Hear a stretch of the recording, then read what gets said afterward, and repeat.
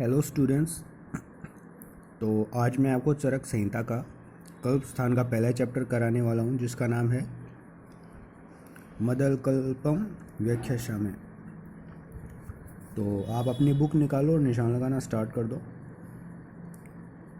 इसकी पहली लाइन वमन विरेचना नाम कल्पा तिष्ठन्ति अस्मिन्निति कल्प स्थानम, इसे अंडरलाइन कर लो आप। और जो आपको जो मार्क किया हुआ श्लोक या लाइन आपको दिखती है, आप उन्हें कॉपी करते रहिए अपने बुक में। जैसे कल्प स्थान का उद्देश्य है वमन विरेचनार्थ वमन विचरण द्रव्यण, ये जो श्लोक लिखा हुआ है 3rd नंबर, उसको विविधे कल्पनार्थ यहाँ तक उसको निशान लगा लो। और इसके बाद वमन विरेचन एवं परिभाषा, इनको अच्छे से पूरा श्लोक निशान लगाना है और हिंदी रेफरेंस भी आपको याद करना है। नेक्स्ट पेज पे आ जाओ। 5th नंबर श्लोक, इसका पूरा हिंदी रेफरेंस आपको याद करना है। हालांकि श्लोक में भी जो मैंने निशान लगाए आप लगाते रहिए। जैसे वमन द्रव्यों के 5 गुण होते हैं, उष्ण तीक्ष्ण सूक्ष्म व वायु विकासी गुण वाले। ये यहाँ तक जैसे ना वमन द्रव्यों के ऊपरी भाग से निकलने वाले, इसको तीक्ष्ण होने के कारण दोषों का छेदन कर देती है। यहाँ तक तो निशान लगा लो। वैसे आपको ये पूरा पैराग्राफ याद करना है, अच्छे से हिंदी में पढ़ना है।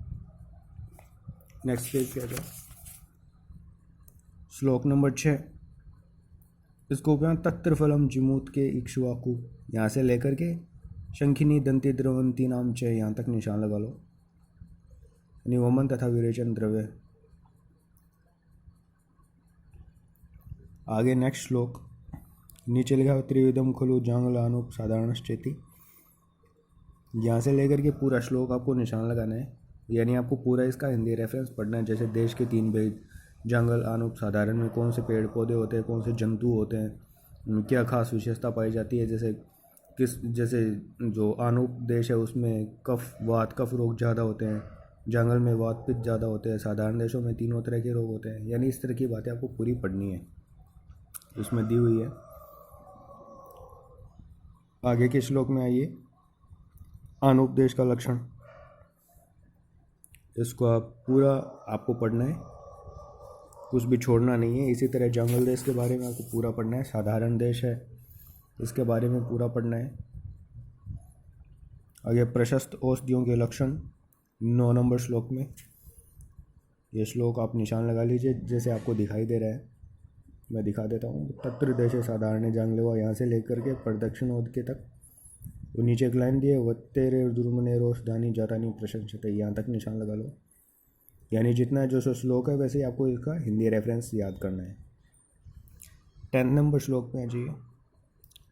आपको जहाँ तक दिखाई दे तत्र यानी से स्टार्ट होकर के हेमंते साराणी, यहाँ तक आप निशान लगा लीजिए। और इसका हिंदी रेफरेंस है, उस पर भी आप मेन जो मैंने अंडरलाइन कर रखी है वो आपको पढ़नी है। एग्ज़ाम में उससे पक्का क्वेश्चन आएगा। जैसे उत्तर दिशा में होने वाली औषधियों की नूतन शाखा पत्रों का वसंत ऋतु में संग्रहण, यानी ये भी आपको एक बार से पूरा पढ़ लेना है। नेक्स्ट श्लोक में जाइए 11 नंबर श्लोक में, इस प्रकार औषधियों का संग्रहण कर उसे औषध के गुणों के अनुकूल गुण वाले पात्रों में रखे हुए पूर्वी उत्तर दक्षिण यहाँ तक लेकर के आने जाने के लिए जिस घर के किनारे जंगले आदि लगे हो वहाँ तक आपको टिक करना है। मैंने पिंक कलर से मार्क किया है, यह प्राचीन काल के औषधि संग्रह करने के बाद उसे रखने की विधि है। ठीक है, इस पर भी निशान लगा लो। इसके नीचे का श्लोक आपको पूरा टिक करना है। कषायादि भीर भावितान न्यालोडिता नीचे, यहाँ तक आप निशान लगा लो। और इसका हिंदी रेफरेंस भी आपको यहीं तक निशान लगाना है। जैसे उसमें घोल कर पिलाना चाहिए लिखा हुआ ना, ये यहाँ तक घोल कर पिलाना चाहिए मधु गोमूत्र, यहाँ तक। अगले श्लोक में आ जाओ, 13 नंबर श्लोक।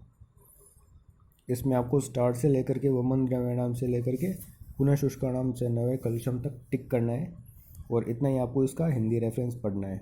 जहाँ यानी कहा जाए तो आपको इसका पूरा हिंदी रेफरेंस एक बार पढ़ लेना चाहिए। जैसे बसंत ग्रीष्म में मदल फल का संग्रह किया जाता है। वमन कराने की विधि इसमें आपको कंप्लीट पढ़ना है, इसमें कुछ भी छोड़ना नहीं है। ऊपर से लेकर नीचे तक पूरा हिंदी रेफरेंस और श्लोक आपको अच्छे से पढ़ना है, कुछ भी इसमें छोड़ना नहीं है। आगे नेक्स्ट पेज पे आ जाओ। 15 नंबर श्लोक, कि पूरा श्लोक आपको याद करना है। मधु तथा चंदन नमक का प्रयोग, इसको पूरा पढ़ना है। इसके नीचे 16 नंबर श्लोक, मदन फल का प्रयोग। इसमें जैसे मैंने ना हरित की विभूति का नाम यहाँ से लेकर के कषाय नाम मन्यतम शांजलि मात्राणी यहाँ तक निशान लगा लो। इसके नीचे पिपलिक शीर या फल पिपलिक शीर, इसमें पूरा श्लोक लगभग आपको पढ़ना है और इतना आपको हिंदी रेफरेंस याद करना है। आगे 19 नंबर श्लोक, मदन फल का पुष्प कमल के द्वारा प्रयोग। इसमें फल पिपली नाम फल आदि कषायण त्रिसप्तकृत्व, यहाँ तक निशान लगा लो। यानी इसकी 21 बार भावना देनी है। यहाँ तक। और नीचे की लाइन है ना, बाद में उस फूल को सुंघावे, इससे सुकुमार व्यक्तियों को जिनका पित्त और कफ बढ़ गया, उन्हें जो औषध पीने से द्वेष करते हो वो मन होता है। शेष विधियाँ प्रथम विधि के अनुसार करनी चाहिए, ये भी आप निशान लगा लो। आगे ये जो मदन फल के कषायों के द्वारा 9 योग, मात्राओं के में 8 योग, ये जितने ठीक है। पहले कषायों के द्वारा 9 योग पे निशान लगाओ, मात्राओं में 8 योग पे निशान लगा लो।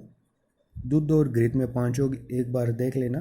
फाणित में 1 योग, चूर्ण का 1 योग, नस्से के लिए 1 योग, वर्ती क्रिया में 6 योग, लेह में 20 योग, मोदक में 20 योग, उत्कारिका में 20 योग, शशकुली के 16 योग, पूप के 16 योग, शाढ़व के 10 योग। ठीक है। और आपको ये बात भी याद रखनी है कि मदन फल के एक कुल है ना 133 योग होता है, जहाँ पर इसका निर्देश किया गया है। ये बात आपको याद रखनी है, इसका क्वेश्चन भी पूछा जाता है कई बार। तो स्टूडेंट्स, आज ये पहला चैप्टर ख़त्म हुआ मदन फल के बारे में। मैंने जो जो आपको निशान लगाया है, जो हिंदी रेफरेंस आपको मैंने पढ़ने के लिए बोला है, वो आपको पूरा पढ़ना है। काफ़ी इंपॉर्टेंट चैप्टर है, इससे कई बार क्वेश्चन भी बहुत आ चुका है। तो स्टूडेंट्स, आपको जो कुछ भी पूछना है, आपका कोई पॉइंट छूट गए है, कोई क्वेश्चन है आपको, या कोई लाइन समझ में नहीं आई है, तो आप प्लीज़ कमेंट बॉक्स में मुझे बता सकते हैं। मैं वेट कर रहा हूँ आपके कमेंट्स का, और मैं अगला वीडियो जल्दी लेके आऊँगा। तब तक आप प्लीज़ वेट कीजिए। Thank you students.